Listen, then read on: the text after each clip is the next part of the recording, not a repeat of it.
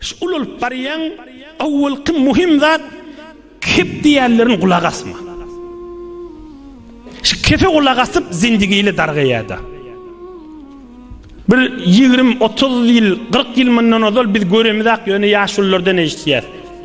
Bir mert adamlary geçipdir. Mert zinanalar geçipdir. Şolon ýany fuzulçylyk edip kep aýdallaryna ay kep diýerler innäp bermelerdir diýip ýene öz öňkü mehabbetleri bilen ýaşaýanmışdyk. Şol adamlar şayet oturup zikr edip ýa pirlere gatnamaýan bolsun. Kan oturup zikr edýärlerden gowda şol adamlar. Kıyamet gün görersiňiz şol adamlar. Dereceleriniň ýokardygyny. Olar kefin ýedinne dälmiş. Olar kefin ýedinne dälmiş. Olar kefin ýedinne dälmiş. Olar zindigiň içinde mertmişdikler. Olar kefin ýedinne dälmiş. Ene sen jowan oglan. Ulup barýan zindigiň içinde eneden, zenanadan, hemsayadan, başga birinden insanlaryň gaýraty etek düşen zaman bolupdyr. Gerekmejek gurrunlary da gatyşypdy, birini ýamallapdy.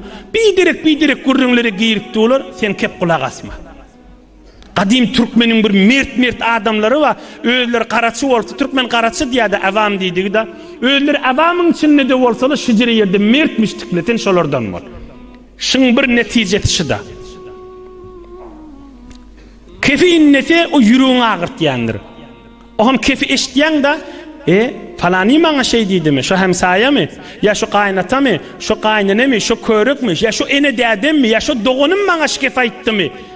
Hatmen şeyle mi diye inni bir tarafı bir hormaty etip başlaýar. Şonu gulak asmalarla. Bolýa sag bolýar, eşitdim bolýa taňry ýakasyn diýmeli. Netijesiniň bir irişide. İkilendi netijesi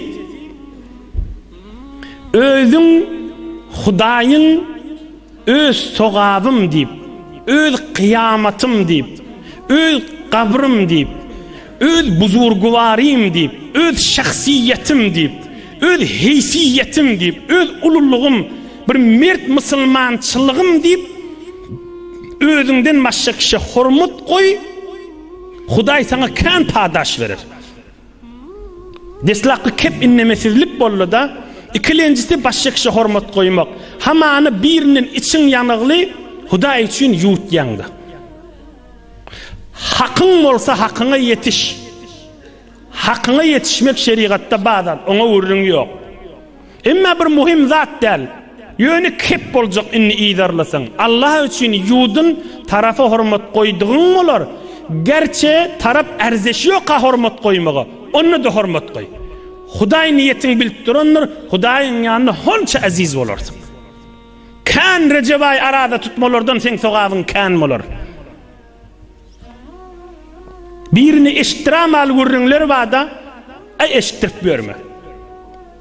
Bir gerekmejek gurrunda bir şugullyk etmek, narahatçylyk etmek, ýüregi agyrtmak, zindigiler bolmak bitirip berme dadi. Näme peýdaňma di. Onunla taraf kulak asmaya, senle kulak asma.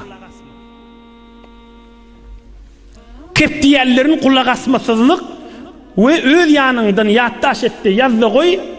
Men birini hormat goýsam, erhili, dogan, ene ata, hemsaýa we her kime bolsun Rasulullah aleyhisselam'ın mübarek sözüni Hudaý maňa padaş berjekmişdi. Eýni Mekkäni hormat goýup duran ýa Allah, Mekke'ye mukarremani. Sana işi düşüp gelýän adam, sen imzaň şoňa gerekmişdik, sen elinden tutmagyň gerekmişdik. Gel agam sen ştadan git, o otaga gir, ondan tam o otaga gir diýip ýola salmagyň, o şoňa meňdeş hormat goýmakda, bellice zatda. Özüňden çürem sogap ýygyna. Näme bilen hormat goýmak bilen. Näme bilen ihtiram, hormat goýmak bilen. Näme bilen hormat goýmak bilen. Bir yerlerdeki şeytan seni waswasa ediýär, şunu aýt diýip aýtma. İhtiram goý tarafa. Peygamberimiz aleyhisselam ýygynden aýdypdyr. Ve innakum satalqawna rabbakum feyes'elukum an a'malikum. Yine 6-7 dakika vaktimiz var. Ey ummatum deyiptir. İşte içkin dünyadan geçeceksiniz deyiptir. Şu uyuşmelerin içinde bir nefer kalmandır. Bir nefer kalmandır 1400 yıl geçiptir. İşte içkin dünyadan geçeceksiniz. Ve biz de hemmamizde geçecektir. Ve hemmamizde geçecektir. Adına büyüsen ma çemelli düzülür, çemen senin kurir cerene gelenmez. Hemmamizde geçecek. Hemmamizde geçecek ve Allah Teala bizim amalımızdan soracaktır. Ohum şu koyun hormatın şonda derdine diger.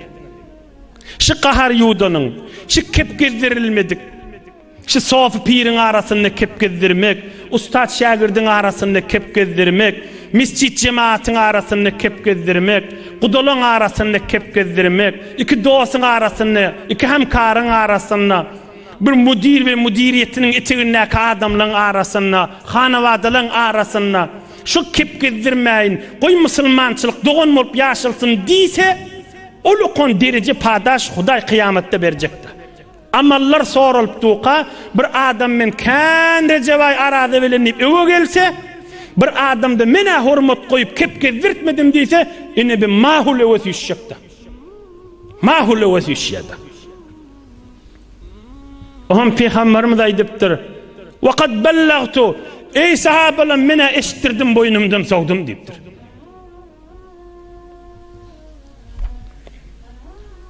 Ama mağzam Ebu Hanife'nin şagirdi İbn-i Mübarek da kan eşittintidir. Marli İbn-i Mübarek.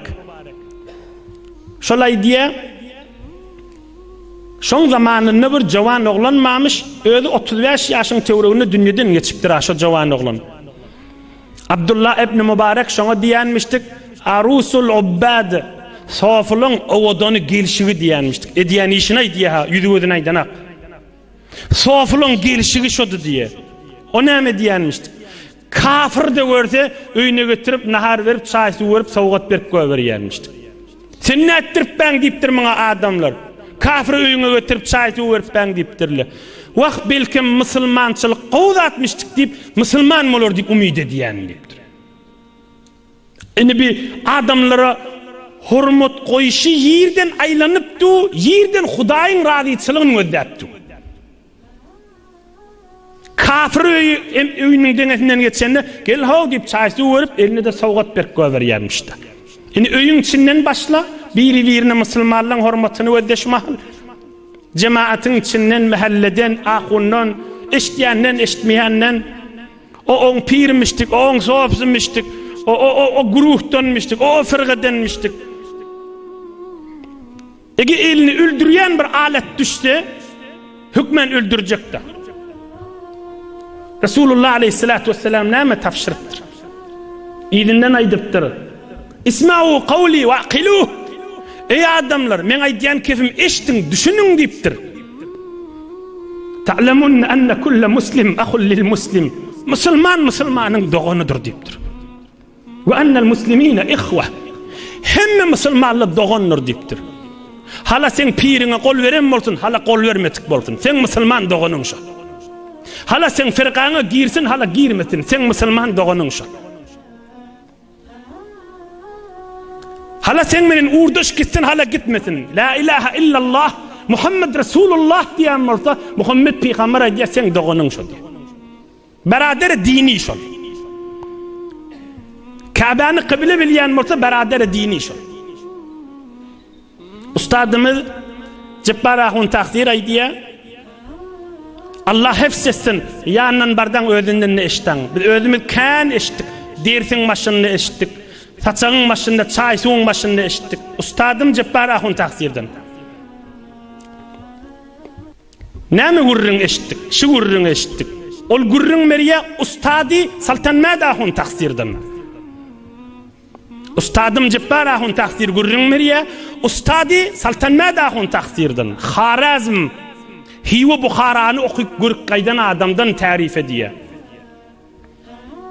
Şi ustadımız, qarrı ustadımız Saltanmadahun taksir, Saltan Muhammadahun taksir, her haçan bir märekede, bir üýşmelekde nazar ahun mahiri taksir bilen bir ýerde oturanna nazar ahun mahiri, nazar ahun qarynjyk diýili aklyň aňyrsynda bir pirlik edip insanlar irşad edip geçen adam odu.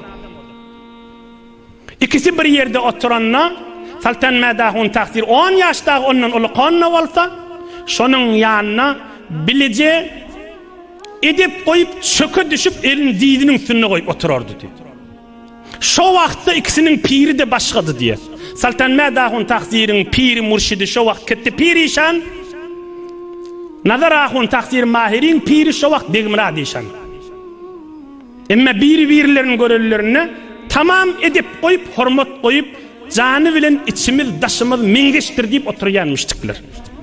İçimiz daşymyz meňdeşdir diýip oturýanmyşdyklar. Hem piri de demişdikler, her gaýsynyň murşidi başgamışdyk. Musulmanyň doganydyr, pirleri başga da bolsa, firgaty başga da bolsa. Bir umumlukdan musulman doganydygyny ýadyndan çykarmalydyr. Resulullah aleyhissalatu vesselam 150 000 sahabasynyň arasynda kıyamata siri eşitdiren gürrüňinden.